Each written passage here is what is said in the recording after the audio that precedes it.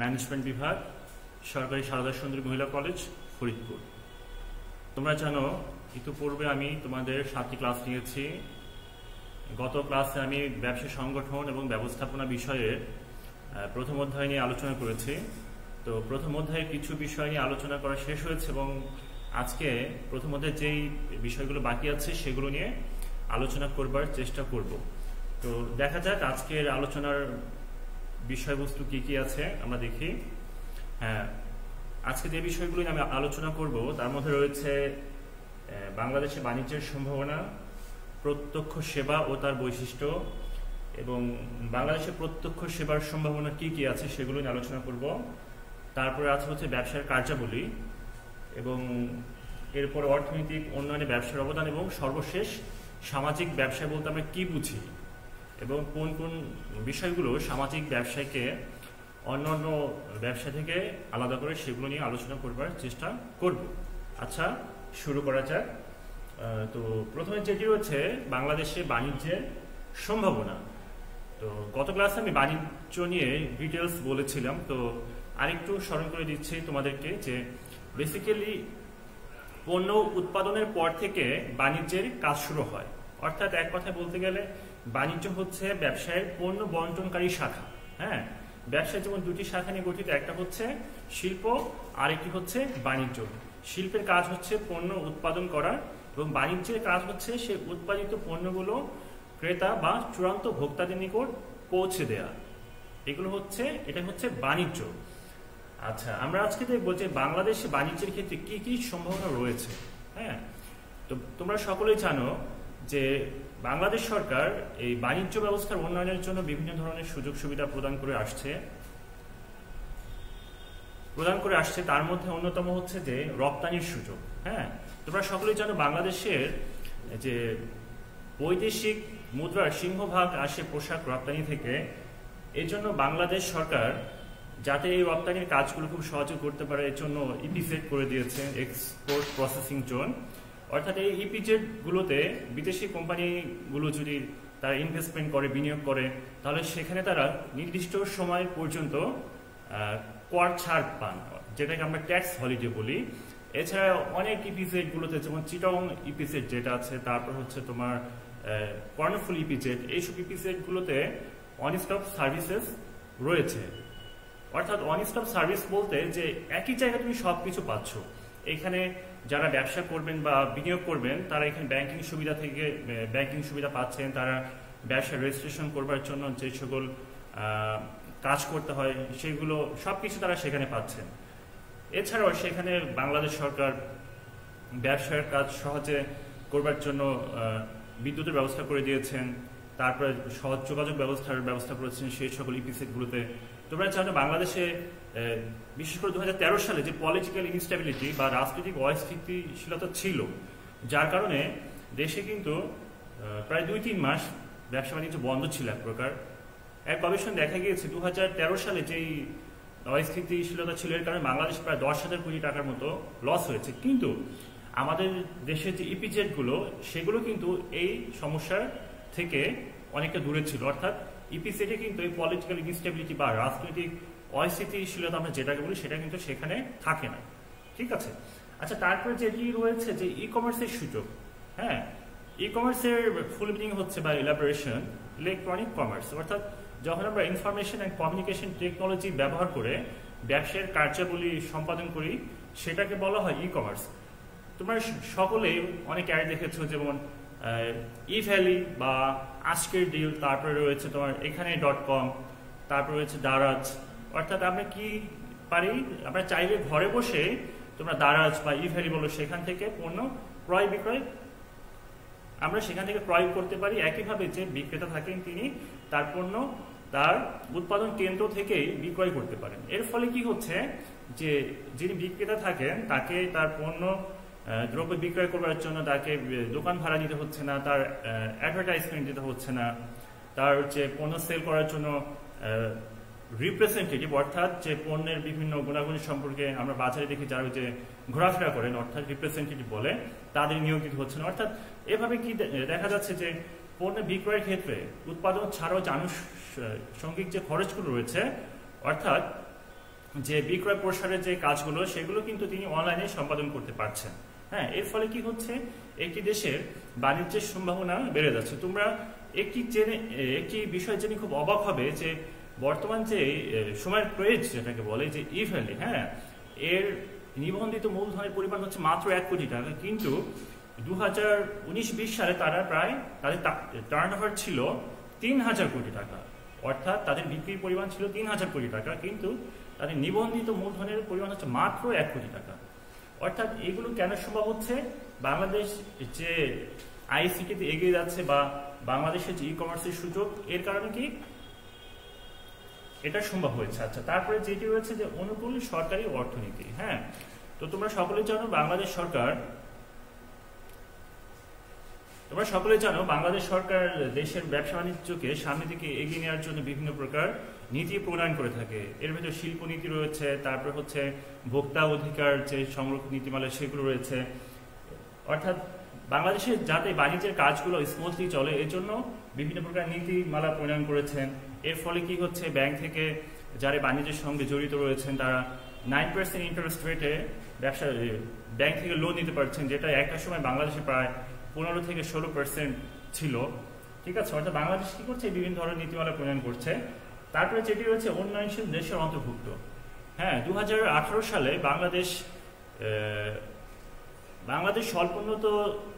বাংলাদেশ কি করে তোমার অনুন্নত দেশের তালিকা হতে উন্নয়নশীল দেশের তালিকা অন্তর্ভুক্ত হন, এবং যেটি 2024 সালে আনুষ্ঠানিকভাবে কার্যকর হবে। আর এই উন্নয়নশীল দেশের অন্তর্ভুক্ত হওয়ার ফলে বাংলাদেশ কি কি সুযোগ সুবিধা পাবে, তো এর ফলে কি হবে, উন্নয়নশীল দেশে অন্তর্ভুক্ত হওয়ার ফলে বাংলাদেশ সরকার বা বাংলাদেশে যারা ব্যবসা করবেন তারা বিশ্বের বিভিন্ন দেশে ব্যবসায়ীগণ তাদের পণ্য দ্রব্য খুব সহজে রপ্তানির সুযোগ পাবে, এবং সেই সকল দেশে যাতায়াত করবার জন্য খুব সহজে তারা ভিসা পাবেন ইত্যাদি। এরপরে কি রয়েছে যে যোগাযোগ ব্যবস্থার উন্নয়ন। তোমরা সকলেই পদ্মা সেতুর নাম শুনেছ। হ্যাঁ, তো পদ্মা সেতু যখন হয়ে যাবে, বাংলাদেশের যে দক্ষিণাঞ্চল এদেশের জিডিপি প্রায় 0.3% বাড়বে। অর্থাৎ এখন আমাদের কি হচ্ছে, যারা দেশের দক্ষিণাঞ্চলে পণ্যদ্রব্য বা বিভিন্ন ধরনের মাছ উৎপাদন করছেন, তারা যখন এই পণ্যদ্রব্যগুলো ঢাকায় পাঠাচ্ছেন, বিশেষ করে মাছ বা মৎস্য জাতীয় পণ্যগুলো, তাদের কিন্তু এগুলো ফ্রিজিং গাড়ির মাধ্যমে সেগুলোকে ঢাকাতে পাঠাতে হচ্ছে। এর ফলে কি হচ্ছে, তাদের যে পরিবহন খরচ অনেক বেড়ে যাচ্ছে। কিন্তু যখন পদ্মা সেতু হয়ে যাবে, কমপ্লিট হবে, তখন কিন্তু তাদের সকালে মাছ ধরে সেটাকে দুপুরের মধ্যে ঢাকাতে প্রেরণ করা সম্ভব হবে। এর ফলে কি হবে, তাদের যে পরিবহন খরচ সেটা অনেকাংশে কমে যাবে। এর ফলে কি হবে, কৃষক লাভবান হবে, দেশের অর্থনৈতিক উন্নয়ন সাধিত হবে। এরপরে যেটি রয়েছে সমুদ্র বন্দর উন্নয়ন। তোমরা সকলেই জানো বাংলাদেশ পোশাক রপ্তানির ক্ষেত্রে বিশ্বে অন্যতম একটি দেশ। অর্থাৎ বাংলাদেশ পোশাক রপ্তানিতে বিশ্বে বর্তমানে দ্বিতীয় স্থান দখল করে আছে। কিন্তু বাংলাদেশের পোশাক রপ্তানির বেশিরভাগ হয়ে থাকে চট্টগ্রাম বন্দর দিয়ে। ঠিক আছে, অর্থাৎ বাংলাদেশের যে পোশাক রপ্তানি 94% হয়ে থাকে চট্টগ্রাম বন্দর দিয়ে।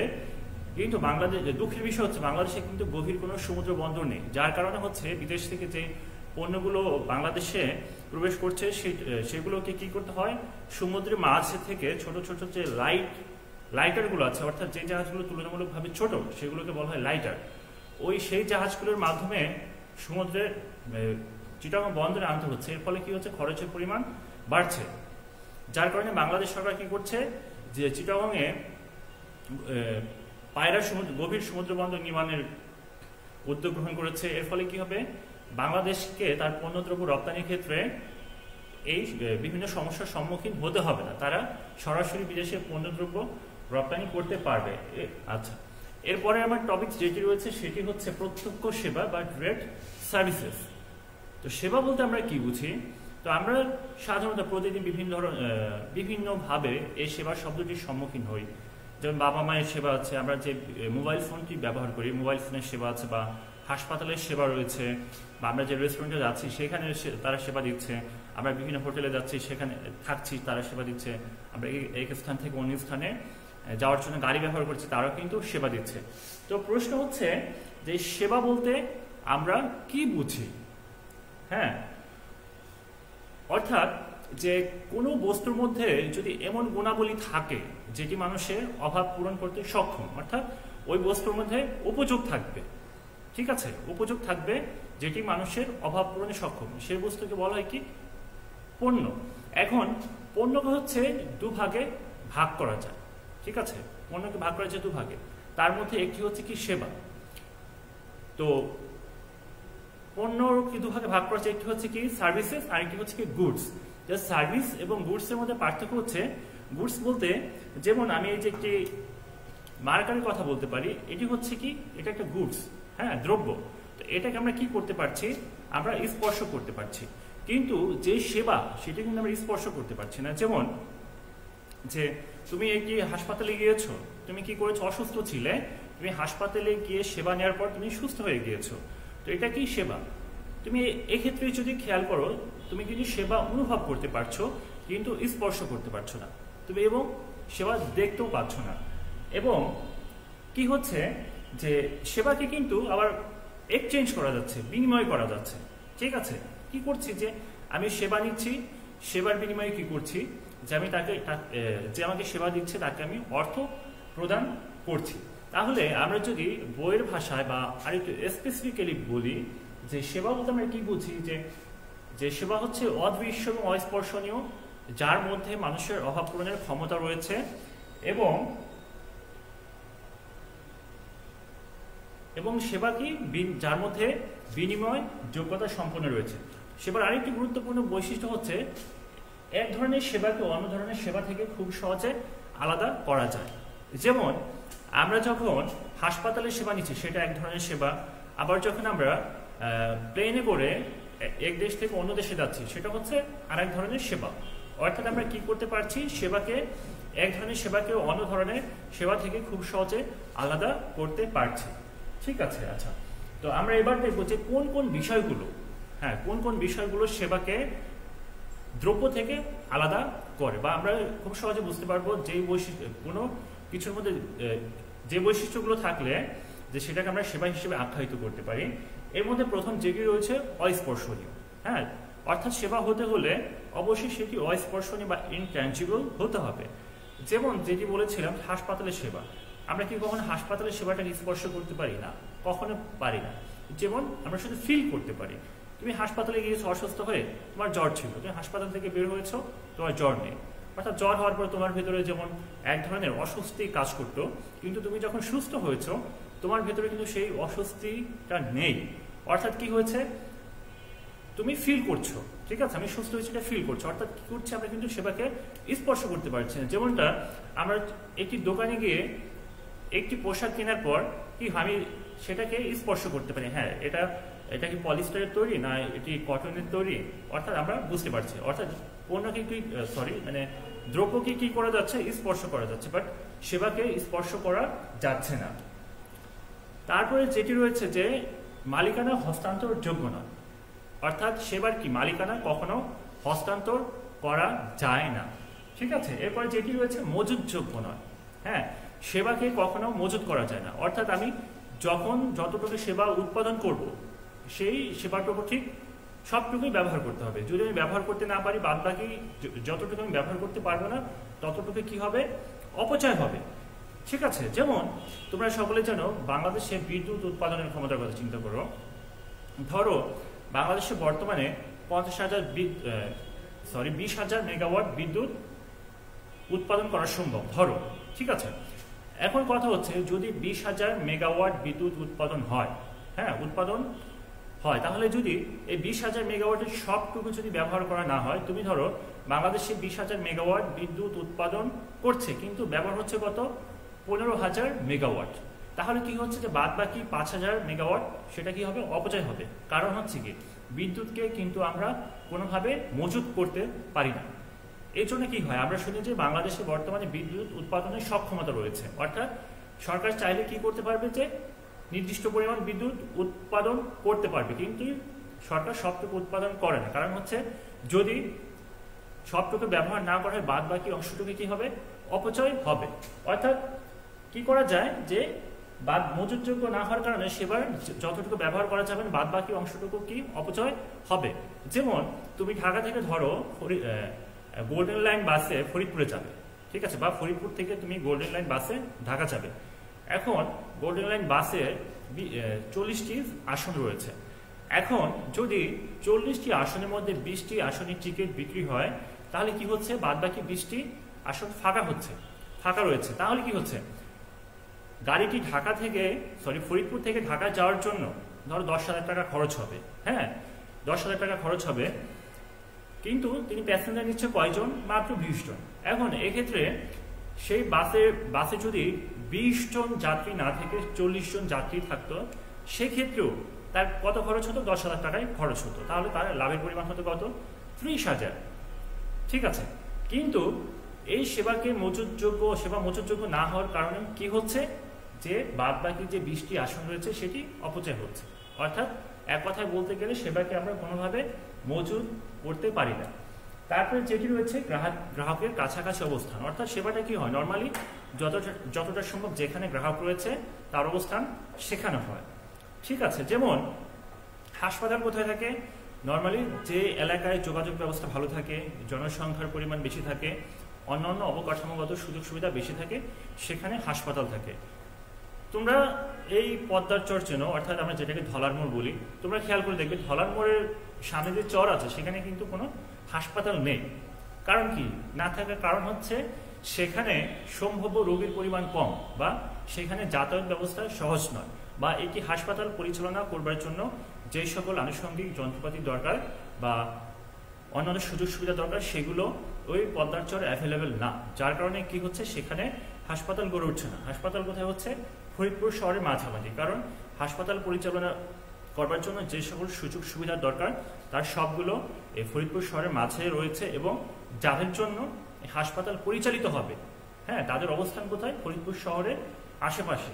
যার কারণে কি হচ্ছে, হাসপাতাল ফরিদপুর শহরের মাঝে। অর্থাৎ কি হচ্ছে, যে সেবাটা কি হবে, যতটা সম্ভব যারা সেবা গ্রহীতা তাদের কাছাকাছি অবস্থিত হতে হবে। আচ্ছা, এরপরে যেটি রয়েছে অবিচ্ছিন্নতা, অর্থাৎ যিনি সেবা নিবে, হ্যাঁ, যিনি সেবা নিবে এবং যিনি সেবা দিবেন, এই দুটি বস্তুকে কিন্তু কোনোভাবে আলাদা করা যাবে না। ঠিক আছে, যেমন তুমি এই বাসের কথা বলছিলাম, তুমি ফরিদপুর থেকে গোল্ডেন লাইনে ঢাকা যাবে। এখন তুমি যদি বাসে না ওঠো, হ্যাঁ, তুমি যদি বাসে না ওঠো, তাহলে কিন্তু তুমি গোল্ডেন লাইনের বাসে সেবা নিতে পারবে না। বা তুমি যদি অসুস্থ হও, যদি হাসপাতালে না যাও, তাহলে কিন্তু তোমার পক্ষে হাসপাতালে সেবা নেওয়া সম্ভব হবে না। অর্থাৎ কি বলছি, যে সেবা গ্রহীতা এবং যে সেবাদাতা, এই দুটোকে একটি থেকে কোনোভাবে আলাদা করা সম্ভব না। এরপরে যেটি রয়েছে দৃশ্যমান বস্তুর সম্পৃক্ততা, অর্থাৎ আমরা যেই বিষয়গুলো, হ্যাঁ, সেবা অদৃশ্যমান, কিন্তু আমরা যেই বিষয়গুলো ব্যবহার করে সেবা প্রদান করি সেগুলো কিন্তু দৃশ্যমান। যেমন আমরা হাসপাতালের সেবার কথা বলতে পারি, যে ধরো তোমার এক্স রে করা দরকার, হ্যাঁ, তো এক্স রে করবার জন্য যে যন্ত্রটি ব্যবহার করা হচ্ছে সেটি কিন্তু দৃশ্যমান, কিন্তু এক্স রে সেবা কিন্তু অদৃশ্যমান। বা আমরা এই যে অনলাইনে ক্লাস নিচ্ছি সেটার কথা বলতে পারি, আমি ক্লাস নিচ্ছি, সেটা কিন্তু আমাকে দেখতে পাচ্ছ, কিন্তু আমার যে সার্ভিস সেটা কিন্তু তুমি দেখতে পাচ্ছ না, তুমি সেটা ফিল করতে পারছো, তুমি অনুভব করতে পারছো। হ্যাঁ, আমার স্যারের কথাগুলো শোনার পর আমার ভেতরে সেবার সম্পর্কে এরকম একটা পরিবর্তন এসেছে। বা এই ক্লাস নেওয়ার জন্য আমরা কি করছি, ওয়েবক্যাম ব্যবহার করছি, আমরা এই বোর্ড ব্যবহার করছি, পিসি ব্যবহার করছি, এগুলো কিন্তু দৃশ্যমান। ঠিক আছে, আচ্ছা, এরপরে টপিকস কি রয়েছে দেখি। অর্থাৎ এবার পড়া হচ্ছে প্রত্যক্ষ সেবার প্রকারভেদ, বা সেবাকে আমরা কয় ভাগে ভাগ করতে পারি। তো প্রথম যেটি রয়েছে পেশাগত, হ্যাঁ, তো পেশাগত সেবা বলতে আমরা বুঝি যেমন বিভিন্ন ধরনের অডিট ফার্ম, তারপরে হচ্ছে ডক্টরের চেম্বার বা হাসপাতাল, তারপর হচ্ছে যে অন্যান্য যে প্রফেশনাল প্রতিষ্ঠানগুলো রয়েছে সেগুলোকে বুঝি। যে এর মধ্যে বেসরকারি যে শিক্ষা প্রতিষ্ঠানগুলো রয়েছে সেটাকে বুঝি, কারণ হচ্ছে তাদের উদ্দেশ্য হচ্ছে আসলে মুনাফা অর্জন করা, অর্থাৎ তারা বিভিন্ন সেবা প্রদান করার মাধ্যমে মুনাফা অর্জন করে থাকে। তারপরে হচ্ছে ব্যক্তি কেন্দ্রিক সেবা। এরপরে গুরুত্বপূর্ণ একটি দেখা যাচ্ছে, সেটি হচ্ছে বন্টন সংক্রান্ত। এরা কি করছে, যে এই সেবাগুলো পণ্য উৎপাদন করার পর বিভিন্ন ধরনের বন্টন সংক্রান্ত কাজে রয়েছে। এর ভিতরে আমরা বলতে পারি যে বর্তমানে বিভিন্ন ধরনের যে পার্সেল সার্ভিসগুলো চালু রয়েছে, যেমন আমরা সুন্দরবন কুরিয়ার সার্ভিসের কথা বলতে পারি, বা এসএ পরিবহনের কথা বলতে পারি, সাম্প্রতিক সময়ে যে পেপার ফ্লাই, তারপরে রেডেক্স, তারপর হচ্ছে ই কুরিয়ার, তারপরে ডিএইচএল, এদের কথা বলতে পারি। এরা কি করছে, তুমি যাদের কাছে পণ্য পাঠাচ্ছ তোমার পণ্যগুলোকে তারা তোমার কাছ থেকে সংগ্রহ করে তাদের কাছে পৌঁছে দিচ্ছে, অর্থাৎ এরা কি হচ্ছে বন্টন সংক্রান্ত সেবা কাজে নিয়োজিত রয়েছে। এরপরে যেটি রয়েছে তথ্য সংক্রান্ত সেবা কেন্দ্রিক ব্যবসায়। হ্যাঁ, তোমরা সকলেই জেনে থাকবে বর্তমান যুগ হচ্ছে তথ্যের যুগ, যার কাছে যত বেশি তথ্য আছে সে তত বেশি উন্নত। ঠিক আছে, আমরা কিন্তু তথ্য ছাড়া এক মুহূর্ত চলতে পারবো না। তো বর্তমানে অনেক ব্যবসা প্রতিষ্ঠান গড়ে উঠেছে যারা কি করছে, এই তথ্য নিয়ে ব্যবসা করছে। এর ভিতরে আমরা কি বলতে পারি যে বেসরকারি বিভিন্ন ধরনের গবেষণা প্রতিষ্ঠানও রয়েছে, তারা এগুলো করছে। বা আরেকটি তোমরা হয়তো জানবে যে আন্ডাররাইটার, বা তোমরা সামনের ক্লাসগুলোতে পড়বে যে অবলেখক। হ্যাঁ, তো এরা কি করছে যে তোমার কোম্পানির শেয়ার বা স্টক বা ডিবেঞ্চার তারা বিক্রির দায়িত্ব নিচ্ছে, এবং এগুলো বিক্রি করতে গিয়ে তারা কি করছে, মার্কেট সম্পর্কে বিভিন্ন তথ্য সংগ্রহ করছে, মার্কেট অ্যানালাইসিস করছে, এবং অ্যানালিসিস করার পর এর যে রেজাল্ট বা ফলাফল সেগুলো তোমাকে দিচ্ছে, এবং তুমি কি করছো সেই তথ্যের উপর ভিত্তি করে তুমি তোমার ব্যবসায়ের সিদ্ধান্ত গ্রহণ করছো। আচ্ছা, এরপরে দেখা যাক, এরপরে যেটি রয়েছে ব্যবসায়ের কার্যাবলী। হ্যাঁ, অর্থাৎ এই ব্যবসায়ের কার্যক্রম সম্পাদন করতে গিয়ে ব্যবসাকে কোন কোন কাজগুলোকে করতে হয়। তো এর ভিতরে আমি সবগুলো তোমাদের ব্যাখ্যা দিব না, কয়েকটি দিচ্ছি যেগুলো আমার কাছে গুরুত্বপূর্ণ মনে হচ্ছে। তো এর প্রথম যেটি রয়েছে কাঁচামাল বা কাঁচামাল ও উপকরণ ক্রয়। যে কোনো ব্যবসা প্রতিষ্ঠান মূলত কোনো পণ্যকে ঘিরে আবর্তিত হতে থাকে। হ্যাঁ, এক্ষেত্রে পণ্য উৎপাদনের প্রধান উপাদান কি, কাঁচামাল। অর্থাৎ আমরা যে জিনিসগুলোকে প্রসেস করার মাধ্যমে চূড়ান্ত পণ্যের রূপদান করি, হ্যাঁ, সেটাকে কি বলা হয়, কাঁচামাল। অর্থাৎ যে বস্তু থেকে পণ্য তৈরি করা হয় সেটা হচ্ছে কি কাঁচামাল। তো ব্যবসা করবার জন্য প্রথমে কি করতে হবে, কাঁচামাল ক্রয় করতে হবে। ঠিক আছে, তো কেমন কাঁচামাল কি হতে পারে, যে মার্কেটের জন্য কাঁচামাল হচ্ছে প্লাস্টিক, আর হচ্ছে কি কার্বন, তারপরে হচ্ছে ধরো এই যে তোমরা এই লাইট দেখতে পাচ্ছ প্রজেক্টর, এই প্রজেক্টরের জন্য কাঁচামাল কি হচ্ছে, একইভাবে বিভিন্ন ধরনের টেকনিক্যাল পার্টস, তারপর হচ্ছে তোমার এই একটা লেন্স। ঠিক আছে, এই অর্থাৎ বিভিন্ন ধরনের পণ্য উৎপাদন করবার জন্য বিভিন্ন ধরনের কাঁচামাল রয়েছে। তারপরে কি আছে, উৎপাদন। হ্যাঁ, আমরা কাঁচামাল সংগ্রহ করলাম, এরপরে কি করতে হবে, উৎপাদন করতে হবে। উৎপাদনটা কি, উৎপাদন হচ্ছে একটি কনভার্সন প্রসেস, অর্থাৎ একটি রূপান্তর প্রক্রিয়া। আমরা যে কাঁচামালগুলোকে ক্রয় করি সেটাকে কি করবে, এর যে বিভিন্ন আকৃতি থাকবে এর আকৃতি পরিবর্তন করে এটাকে কি করবে, উৎপাদন করবে। ঠিক আছে, অর্থাৎ কাঁচামালগুলোকে প্রসেস করে ভোক্তাদের ভোগ করবার জন্য পণ্য উৎপাদন করবে, এটা হচ্ছে কি উৎপাদনের কাজ। এরপরে কি বিক্রয়। ব্যবসার ক্ষেত্রে বিক্রয় খুবই গুরুত্বপূর্ণ জিনিস। হ্যাঁ, আমরা ব্যবসা করবার জন্য যে সকল অর্থের প্রয়োজন সেটা কই থেকে আসে, পণ্য বিক্রয় থেকে আসে। আমার প্রতিষ্ঠান উৎপাদন অনেক আছে, কাঁচামাল অনেক ক্রয় করেছি, কিন্তু উৎপাদিত পণ্য যদি বিক্রি না হয় তাহলে কিন্তু ব্যবসা চালানো সম্ভব হয় না। কারণ কি, কারণ হচ্ছে পরবর্তীতে আমার উৎপাদন করবার জন্য যে কাঁচামাল দরকার, আমার প্রতিষ্ঠানের শ্রমিক কাজ করছে তাদের মজুরি দিতে হবে, তারপরে যারা অফিসিয়াল আছে তাদেরকে বেতন দিতে হবে, তারপরে ইলেকট্রিসিটি বিল দিতে হবে, অর্থাৎ যে ইউটিলিটিস আছে সেগুলো দিতে হবে, গভর্নমেন্টকে ট্যাক্সেস দিতে হবে। এগুলো কই থেকে আসবে, আমরা যে পণ্য বিক্রয় করব বা সেবা প্রদান করব করার পরে যে অর্থটা পাবো সেখান থেকে আসবে। এরপরে যেটি রয়েছে অর্থ সংস্থান, অর্থাৎ আমি যে ব্যবসা করার জন্য অর্থের প্রয়োজন আছে, এর জন্য কি করতে হবে, আমাদের বিভিন্ন ইন্টারনাল এবং এক্সটার্নাল সোর্সেস যে রয়েছে সেখান থেকে অর্থ নিতে হবে। এক্ষেত্রে ব্যাংক থেকে নিতে পারি, ব্যক্তিগত যে মূলধন আছে সেখান থেকে নিতে পারি, বা আত্মীয় স্বজন তাদের কাছ থেকে নিতে পারি। এরপরে কি আছে যে পরিবহন কি করছে, যে ধরো এই যে মার্কেটে থাইল্যান্ড উৎপাদিত হয়েছে, আমি কি করছি বাংলাদেশে বসে ফরিদপুরে বসে এটি ব্যবহার করতে পারছি। কেন, কারণ হচ্ছে পরিবহন। অর্থাৎ পরিবহন কি করছে, আমার যে দেশে পণ্য উৎপাদন হচ্ছে সেই দেশ থেকে উৎপাদিত পণ্যটি আরেক দেশে পৌঁছে দিচ্ছে। পরিবহনের কারণে কি হচ্ছে, রাজশাহীর উৎপাদিত পণ্য আমরা ফরিদপুর বসে ব্যবহার করতে পারছি, বা ফরিদপুরের যে পদ্মা নদীর যে ইলিশ মাছ, সুস্বাদু ইলিশ মাছ, এটি কি হচ্ছে চিটাগংয়ের মানুষ খেতে পারছে। তারপর হচ্ছে যে বাংলাদেশের যে গার্মেন্টসের যে পোশাক তৈরি হচ্ছে সেগুলো কি হচ্ছে, এই পরিবহনের মাধ্যমে কি হচ্ছে, বিদেশে চলে যাচ্ছে। ঠিক আছে, তারপরে দেখো এরপরে কি আছে, দেখো গুদামজাতকরণ। হ্যাঁ, আমাদের যদি আলুর কথা বলি, আলু কখন উৎপাদিত হয়, এটা হচ্ছে শীতকালীন সবজি, কিন্তু আমরা কিন্তু বর্ষাকালে আলু খেতে পাচ্ছি। কারণ হচ্ছে কি, গুদামজাতকরণ। হ্যাঁ, গুদামজাতকরণের মাধ্যমে কি হচ্ছে, এক সময় উৎপাদিত পণ্য অন্য সময় ব্যবহার করতে পারছি। এর ফলে পণ্যদ্রব্যের সময়গত উপযোগ সৃষ্টি হচ্ছে। আর এর ফলে কি হচ্ছে, ব্যবসায়ী ব্যাপক পরিমাণ মুনাফা অর্জন করছে। যেমন এখন আলুর কেজি হচ্ছে 20 টাকা, যখন বর্ষাকাল আসবে তখন আলুর কেজি হয়ে যাবে 45 টাকা, যেটি গতবার হয়েছে। এটা কেন হচ্ছে? গুদামজাতকরণের কারণে। যদি পণ্যদ্রব্য গুদামজাত না করা হয় তাহলে কি হবে, আমাদের উৎপাদিত পণ্যগুলো কি নষ্ট হয়ে যাবে, সেগুলো ব্যবহার করা যাবে না। আলুর কথাই চিন্তা করো, আলু যদি গুদামজাত না করা হয় এগুলো কি হবে, পচে যাবে, আমরা বর্ষাকালে তখন আলু খেতে পারবো না। তারপরে যেটি রয়েছে কি আছে দেখো, উদ্ভাবন। ব্যবসায়ীর ক্ষেত্রে খুব সবচেয়ে গুরুত্বপূর্ণ সেটি হচ্ছে কি উদ্ভাবন বা ইনোভেশন। তোমরা জেনে থাকবে বাংলাদেশে এক সময় অ্যারোমেটিক সাবান ছিল, হ্যাঁ, বাংলাদেশের প্রথম হালাল সাবান। তোমাদের হয়তো অনেকে তখন খুবই ছোট বা কারো জন্ম হয়নি। তো কথা হচ্ছে সেই অ্যারোমেটিক সাবানগুলো প্রতিযোগিতায় টিকতে পারলো না কেন? কারণ হচ্ছে যে সময়ের সাথে সাথে মানুষের রুচির পরিবর্তন হয়। হ্যাঁ, রুচির পরিবর্তন হয়। ওই রুচি অনুযায়ী যদি পণ্য দ্রব্যকে মডিফাই না করা হয় তাহলে কি হবে, ওই পণ্য দ্রব্য কিন্তু একসময় মার্কেটে পুরাতন হয়ে যাবে, মানুষ কিন্তু ওই পণ্য দ্রব্যের প্রতি আকৃষ্ট থাকবে না।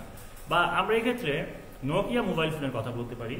একসময় কিন্তু পৃথিবীতে নোকিয়া ছিল মোবাইল ফোন উৎপাদন এবং বিক্রয়ের ক্ষেত্রে নাম্বার 1 প্রতিষ্ঠান, কিন্তু বর্তমানে কিন্তু সেটি টপ 10-এর মধ্যে নেই। কারণ কি? কারণ হচ্ছে উদ্ভাবন। অর্থাৎ মানুষের রুচি এবং চাহিদার যে পরিবর্তন ঘটেছিল, নোকিয়া সেটাকে স্বীকৃতি দিতে ব্যর্থ হয়েছিল। কারণ কি? তাদের উদ্ভাবন ছিল না, তাদের যে উদ্ভাবনী শক্তি সেটা ছিল না, তাদের গবেষণা ছিল না।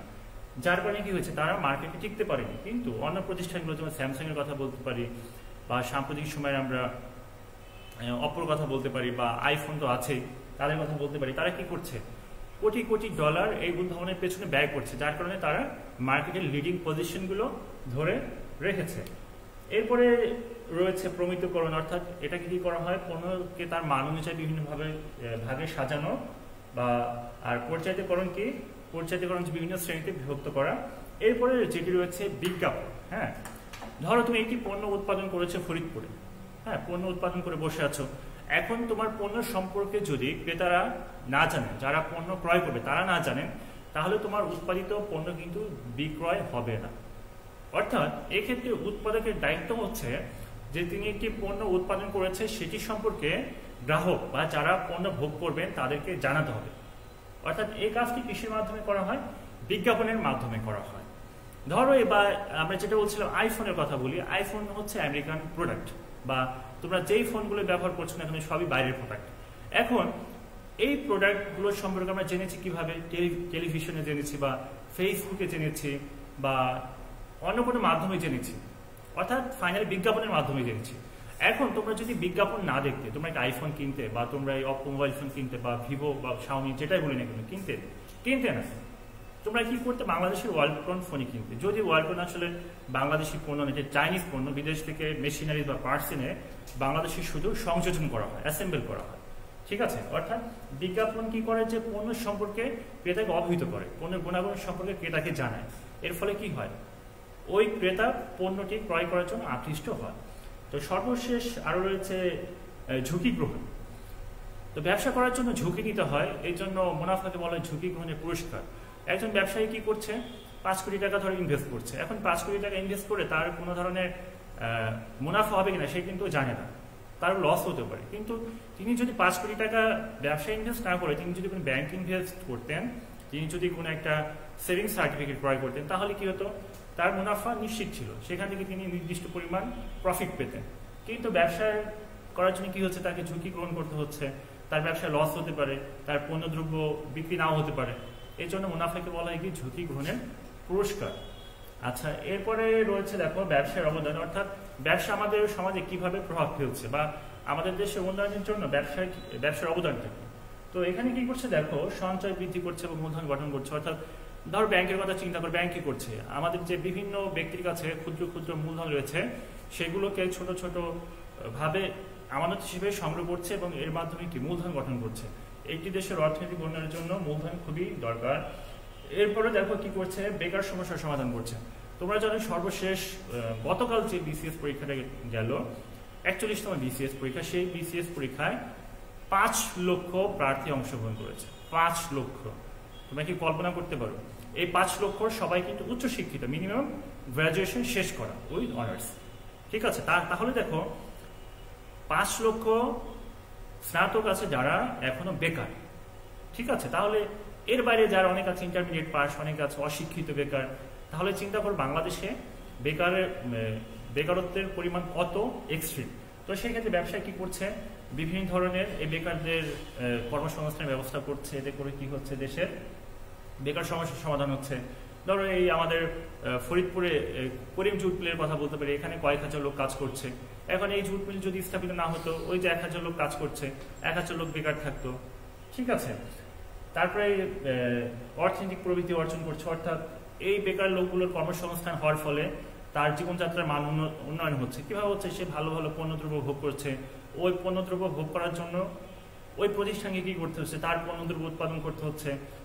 এই পণ্য উৎপাদন করতে গিয়ে তিনি আবার তার প্রতিষ্ঠানের কি করছে, নতুন লোকজন নিয়োগ দিচ্ছে, তাদের আবার আয় বাড়ছে। অর্থাৎ এই যে একটা চক্র বা কি বলে এটাকে, একটির সাথে আরেকটি সম্পৃক্ত, এভাবে কি হচ্ছে যে অর্থনৈতিক প্রবৃদ্ধি অর্জন করছে। আসলে সময় সংকটের কারণে আমাকে একটু তাড়াতাড়ি শেষ করতে হচ্ছে। তো এরপরে যেটি রয়েছে সামাজিক ব্যবসায়। হ্যাঁ, 2006 সালে বাংলাদেশের বিশিষ্ট অর্থনীতিবিদ ডক্টর মোহাম্মদ ইউনূস এই সামাজিক ব্যবসায় ধারণার প্রবক্তা। তো সামাজিক ব্যবসায়ের মূল কথা হলো যে আমাদের ব্যবসা করার মাধ্যমে যেই মুনাফা আসবে, সেই মুনাফা কি হবে, সমাজের কল্যাণের জন্য ব্যয় করা হবে। হ্যাঁ, অর্থাৎ মুনাফা থেকে কোনো ধরনের লভ্যাংশ গ্রহণ করা যাবে না। কতটুকু গ্রহণ করতে পারবে, তার মূলধন যতটুকু ততটুকু গ্রহণ করতে পারবে। আর বাকি যে লভ্যাংশটা সেটা কি করতে হবে, আবারও ইনভেস্ট করতে হবে। ঠিক আছে, এটি হচ্ছে সামাজিক ব্যবসার মূল কথা। অর্থাৎ সামাজিক ব্যবসা থেকে কোনো ধরনের মুনাফা গ্রহণ করা যাবে না। মুনাফা ততটুকু গ্রহণ করা যাবে যতটুকু মূলধন ব্যবসায় সরবরাহ করা হয়েছে। বাকিটুকু কি করা হবে, আবার ব্যবসায় রিইনভেস্ট করতে হবে। তো প্রফেসর মোহাম্মদ ইউনূস সামাজিক ব্যবসার জন্য 7টি প্রিন্সিপালের কথা বলেছেন, নীতির কথা। তার মধ্যে কি রয়েছে, দারিদ্র সমস্যা দূরীকরণ, যা মানুষের ও সমাজের জন্য হুমকি স্বরূপ, এবং টেকসই অর্থনীতি নিশ্চিতকরণ, বিনিয়োগকৃত অর্থ ফেরত পাওয়া, লভ্যাংশ গ্রহণ নয়। তারপরে যেটি রয়েছে ব্যবসার সম্প্রসারণ ও উন্নয়নে মুনাফা ব্যবহার এবং পরিবেশ সচেতনতা সৃষ্টি, কর্মীদের প্রচলিত হারে মজুরি ও সুষ্ঠু কাজের পরিবেশ নিশ্চিত করা এবং আনন্দের সাথে ব্যবসায় কাজ করা। আমি নিচের পয়েন্ট নিয়ে আলোচনা করছি। ব্যবসা প্রতিষ্ঠানে যখন বা একটি প্রতিষ্ঠানে যে সকল শ্রমিক বা কর্মচারী কাজ করবেন, তারা যখন আনন্দের সাথে কাজ করবেন, কি হবে, প্রতিষ্ঠানের প্রোডাক্টিভিটি বাড়বে।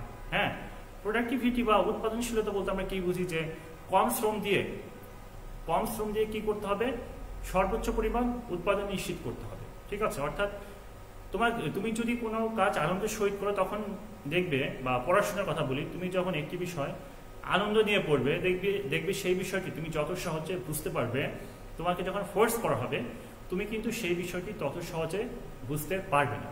অর্থাৎ প্রফেসর মোহাম্মদ ইউনূস এই বিষয়ের উপর বেশ গুরুত্ব আরোপ করেছিলেন। যা হোক, আজকে তোমাদের জন্য এই পর্যন্তই।